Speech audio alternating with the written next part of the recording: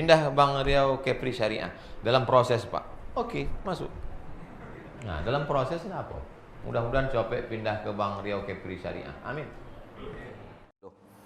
وصفيه من خلقه وحبيبه بلغ الرسالة وأدى الأمانة ونصح الأمة وكشف الله به الغمة وجاهد في سبيل الله حتى أتاه اليقين اللهم صل على نبينا محمد وعلى آله وصحبه أجمعين.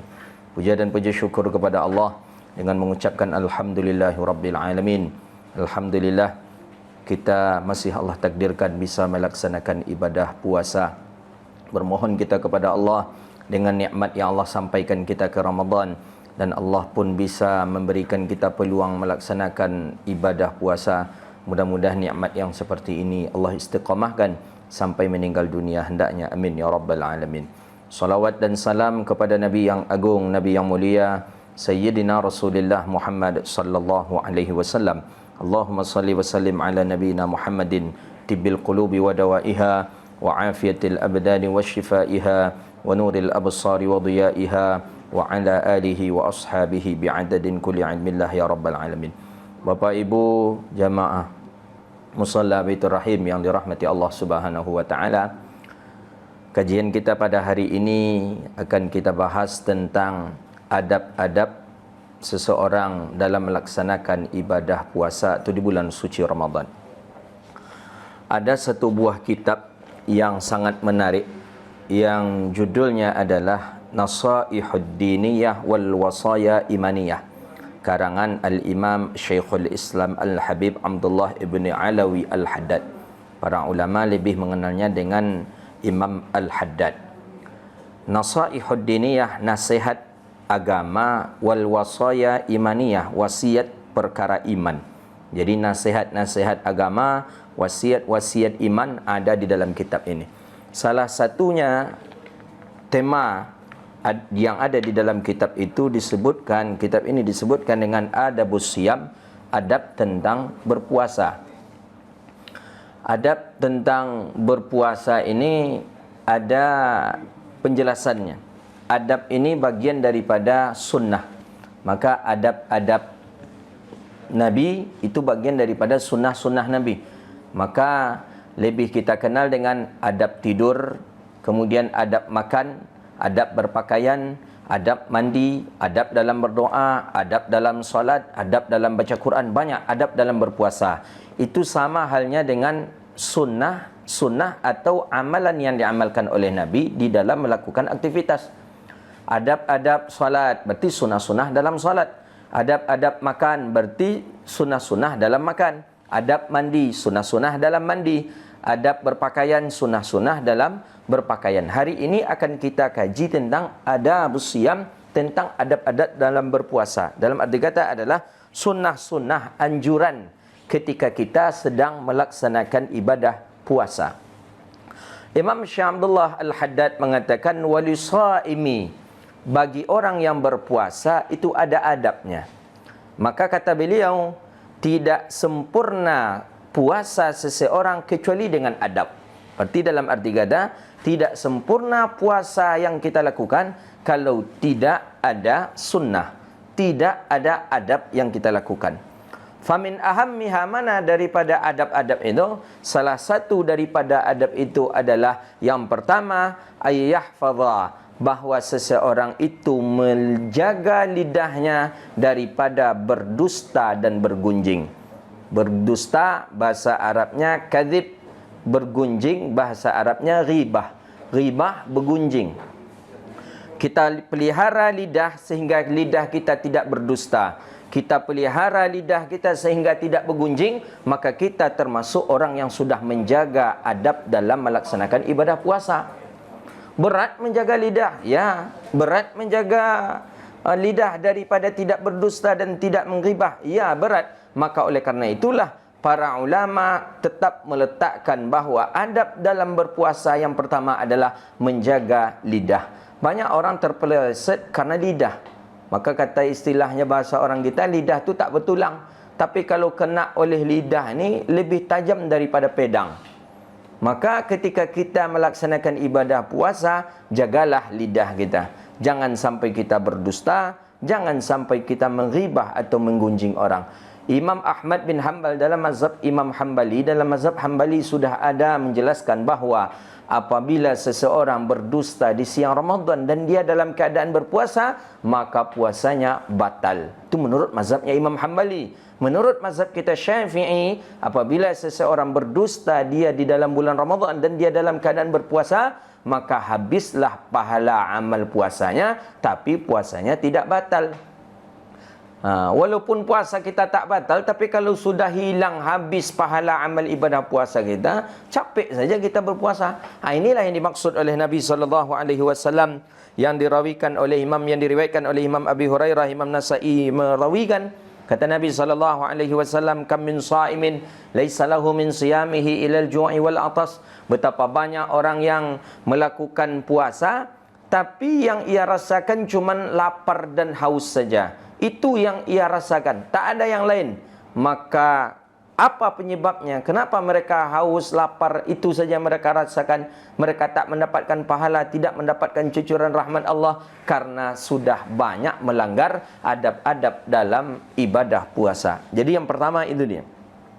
Kemudian yang kedua, Syekh Abdullah Alawi Al-Haddad juga menjelaskan adab yang kedua bagi seorang yang melaksanakan ibadah puasa, bahawa ia pelihara ainahu, matanya, wa adhanahu, dan telinganya, daripada mendengar dan melihat perkara yang tidak dihalalkan.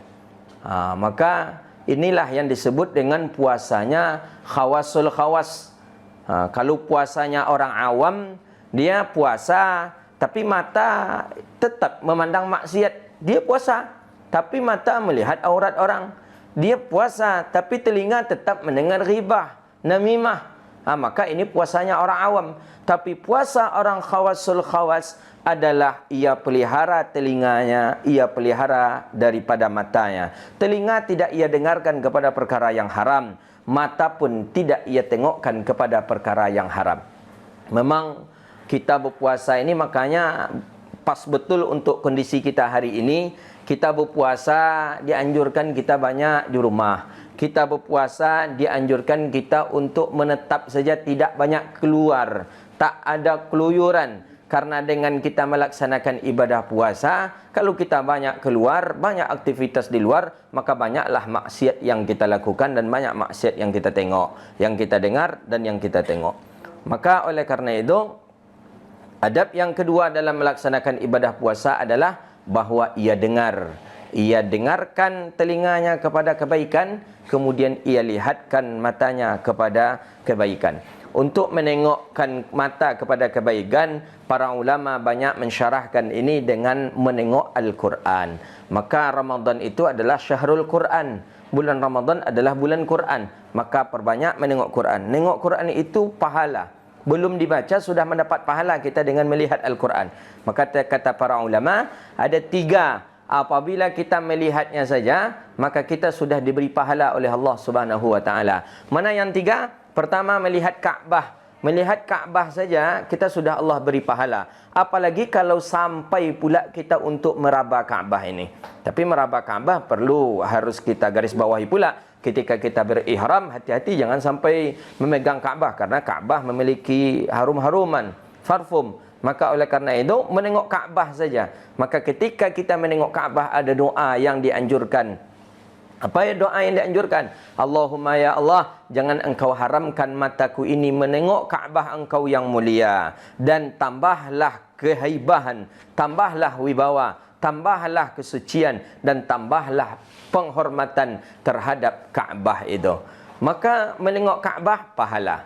Yang kedua, melihat Al-Quran. Belum kita membaca Al-Quran, menengok Al-Quran saja sudah besar pahala yang Allah berikan kepada kita, apalagi membacanya. Membaca Quran jelas Nabi SAW menjelaskan dalam riwayat hadis, man qara'a al-Qur'ana ja'alahu likulli harfin 10 darajat. Siapa yang membaca Al-Quran, maka Allah tulis untuknya setiap hurufnya 10 kebaikan.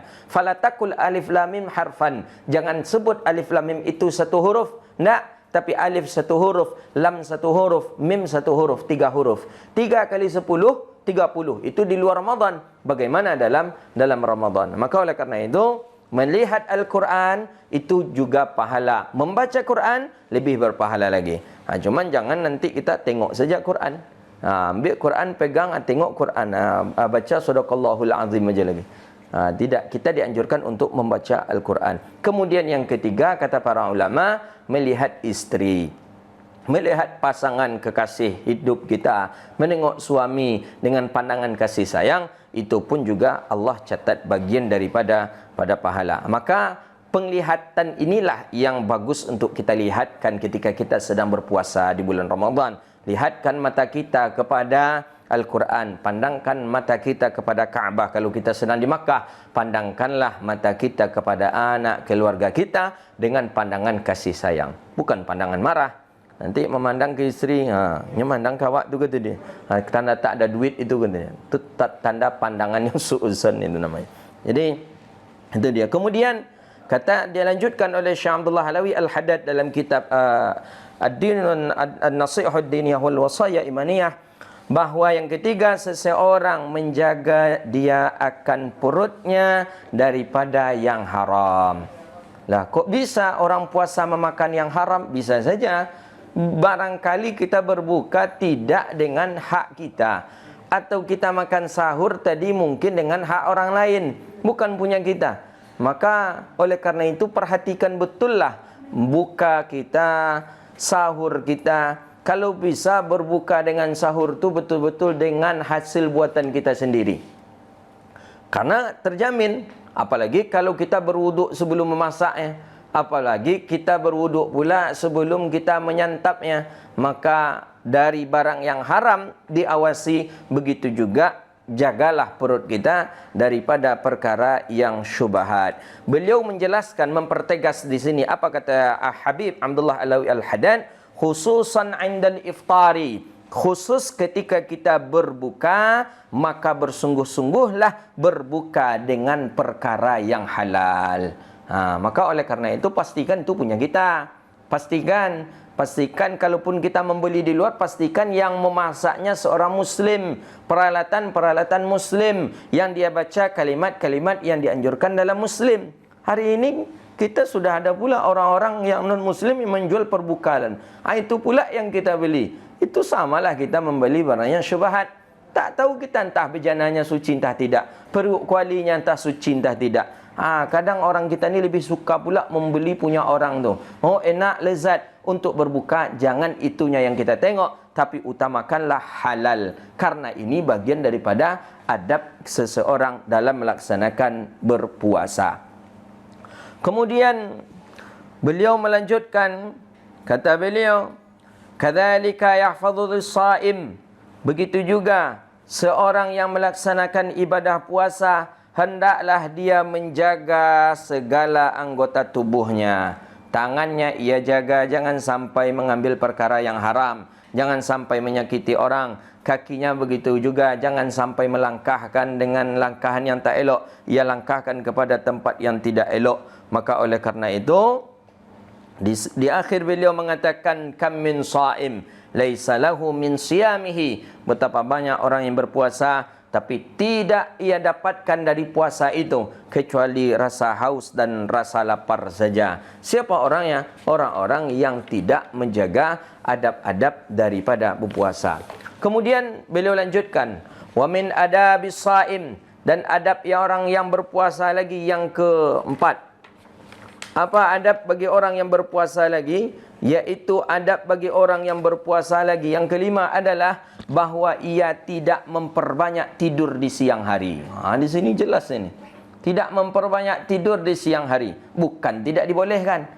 Berbeda bahasanya di sini. Alla yakthura. Bahawa tidak memperbanyak tidur bin nahari, di siang hari. Jadi tidur di siang hari bagi orang berpuasa boleh? Boleh. Maka di dalam Islam kita ada namanya tidur qailulah namanya. Qailulah itu tidur sejenak sebelum waktu zuhur masuk. Itu yang bagus tidur. Tidur sebelum waktu zuhur masuk, tidur sejenak. Jangan setelah waktu zuhur masuk. Kalau setelah waktu zuhur masuk, kita belum salat zuhur, tidur kita, insya-Allah bangunnya nanti pas 5 menit orang akan berbuka saja nanti. Rusak puasa. Jadi kata Syekh Al-Habib Abdullah Alawi Al-Haddad, bahawa jangan ia perbanyak tidur di siang hari. Jadi tidur boleh di siang hari. Maka inilah hadis, yang walaupun hadis itu bermasalah, tapi untuk sekedar nak kita ketahui saja bahawa tidurnya orang yang sedang berpuasa itu dinilai ibadah. Kenapa bisa dinilai ibadah tidur orang yang berpuasa? Karena dia memiliki niat bahawa niatnya nanti akan mujahadah tahajud di malam hari. Niatnya akan melaksanakan salat tarawih di sepanjang malam. Maka dengan niat itulah ia tidur di siang hari. Maka tidurnya itu bisa mendatangkan ibadah. Tapi tidurnya itu pun tentu ada batasan waktu. Tapi kalau mulai setelah sahur dia tidur, nanti berbukanya 1 jam menjelang berbuka saja, nanti baru bangunnya, itu samalah tidak ada guna puasanya itu. Maka oleh karena itu, hari ini yang mendengarkan kalau ada yang tidur, boleh, tapi setelah kajian ini, kita manfaatkan dulu majlis ilmu, mendengarkan untayan-untayan kalimat hikmah dari musannif, dari hadis Nabi sallallahu alaihi wasallam. Jadi jangan sampai kita banyakkan tidur di siang hari. Jadi tidur boleh tak apa-apa. Berapa ukurannya yang tidak banyak itu? Ya mungkin kita tidur 1 jam atau 2 jam, itu sudah cukuplah untuk memulihkan tenaga kita, untuk kita bisa tahajud di malam hari. Memang tidur ini, apalagi untuk Ramadan ini, tidur inilah satu hal yang paling disenangi oleh orang-orang yang malas berpuasa. Saya sanggup saya puasa Ustaz, tapi berhentinya bangunnya dari tempat tidur nanti kalau sudah jam 5, itu sama dengan tidak ada nilai puasa kita. Kemudian adab dari berpuasa lagi, beliau lanjutkan bahawa tidak memperbanyak seseorang itu akan malam. Malam jangan sampai ia banyak makan. Bahawa tidak memperbanyak dia makan bil-laili, di malam hari. Jangan nanti balas dendam. Dia ada orang kita yang berpuasa, tapi puasanya puasa balas dendam dia. Di siang hari dia tertahan, tidak makan, tidak minum, tapi ketika malamnya setelah berbuka itu langsung dia balas dendam. Langsung. Sebelumnya mungkin kalau bahasa kitanya jamak takhir lah langsung. Langsung di sana jamak zuhurnya, makan siangnya, langsung berjumpa dengan makan malamnya. Jangan, dilarang kita. Karena orang yang ketika berbuka sudah batnil mumtila, kata beliau, sudah penuh perut dengan makanan, dengan air, maka khawatir tahajudnya, khawatir tarwihnya, solat isyanya, maghribnya akan khusyuk. Jarang sekali orang yang perut kenyang tu solatnya khusyuk. Jarang sekali. Apalagi ketika kalau sudah mumtila bahasa hadis tu ketika perut sudah begitu kenyang, ketika kita bawa rukuk, bawa sujud, itu terasa-rasa ada yang keluar. Sedangkan itu kalau kita kaji dalam fikih bisa berakibat kepada batal puasa kita. Maka makan sekedarnya saja. Jangan sampai balas dendam pula kita dengan adanya puasa ini. Kemudian dianjurkan hadap daripada berpuasa lagi adalah bahawa seseorang mestilah ia selalu melihat dan berinfak di atas warga jiran dan tetangganya. Jiranihi. Ini salah satu hadis yang dianjurkan Nabi dalam hadis sahih Muslim. Idza tabakha ahadukumun nath fa akthir muraqa. Apabila masak kalian, kata Rasulullah, maka perbanyaklah kuahnya, kata Nabi. Kemudian tengok kiri kanan, lihat kiri kanan kita, maka bagikanlah kepada mereka. Memang bahasa hadis kuahnya, tapi janganlah kuahnya saja kita bagikan ke orang. Masukkanlah isinya sedikit. Jangan hadisnya kuah saja. Kalau untuk ukuran orang Arab yang faham dengan hadis Nabi, dia faham kuah yang dibagikan, dia akan katakan Alhamdulillah. Tapi ketika orang Indonesia, wabil khusus orang Pekanbaru, diantar kuah saja, depan kita langsung kuah itu dibuangnya. Kita buat kolak, antar kolak tadi ke tetangga, ini kuahnya aja yang ada lagi, ubi dengan isinya sudah habis. Memang tak banyak, memang sengaja kuahnya banyak karena mengikut sunnah Nabi. Inilah depan kita, apa kuahnya aja, kata, menghina ni, kata. Itu orang kita yang belum faham dia dengan pemberian orang lain. Padahal apapun yang diberikan orang lain perlu untuk kita hargai. Jadi saatnya kita melihat kepada jiran tetangga kita, atau adab-adab dalam berpuasa. Jangan kita saja yang sahur. Tetangga kita sudah sahur apa belum? Oh, masih mati lampu di rumahnya, belum ada yang hidup, berarti dia belum bangun. Bangunkan dia. Oh, dia tak sahur karena tak ada yang dimasak. Ada di kita, antarkan ke mereka. Jangan kita pikirkan untuk kita. Oh, kalau kita antar ke mereka, nanti kita sahur pakai apa? Kalau kita sudah melaksanakan sahur, ada lebihnya, dan itu bisa pula dimanfaatkan oleh orang, bagus kita berikan kepada orang lain. Kalau boleh, ajak mereka sahur bersama-sama dengan kita. Sedikit, ya cukup. Banyak pun, alhamdulillah. Begitulah kehidupan para sahabat dan baginda Nabi Yunus sallallahu alaihi wasallam. Begitupun berbuka. Kita masak apa, kita antarlah kepada mereka. Berbagi itu suatu kenikmatan yang luar biasa bagi orang yang selalu dan terbiasa dengan sifat berbagi tadi. Maka fayan bagi lisaim, kata beliau, maka hendaklah kita, sepantasnya bagi orang yang berpuasa, hendaknya dia selalu berbagi kepada saudara, dun sanak, familinya. Maka ada tradisi yang paling elok juga di kita, mengantar mengantarkan perbukalan ini untuk dun sanak family. Itu tradisi-tradisi yang elok dan memang dianjurkan kita untuk berbagi. Tapi jangan kepada family dun sanak kita saja, juga kepada orang lain seperti itu. Kemudian beliau melanjutkan di sini, kata beliau, fayan bagi,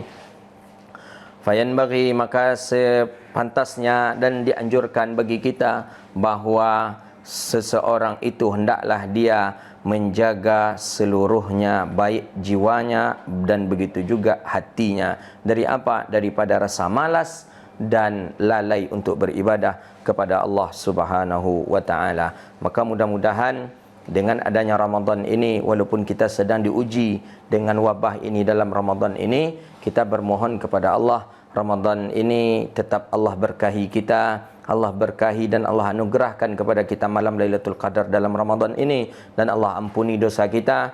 Dan mudah-mudahan kita bermohon juga kepada Allah, Allah takdirkan pula kita berjumpa dengan Ramadan berikutnya, insya-Allah. Baik, itulah kajian kita. Mudah-mudahan Allah selalu istiqamahkan kita dalam beramal, beribadah kepada Allah Subhanahu wa taala. Amin ya rabbal alamin. Demikian, subhanakallahumma wa bihamdika asyhadu an la ilaha illa anta astaghfiruka wa natubu ilaih. Wassallallahu ala sayyidina wa maulana Muhammadin wa ala alihi wa sahbihi ajma'in. Wassalamu alaikum warahmatullahi wabarakatuh.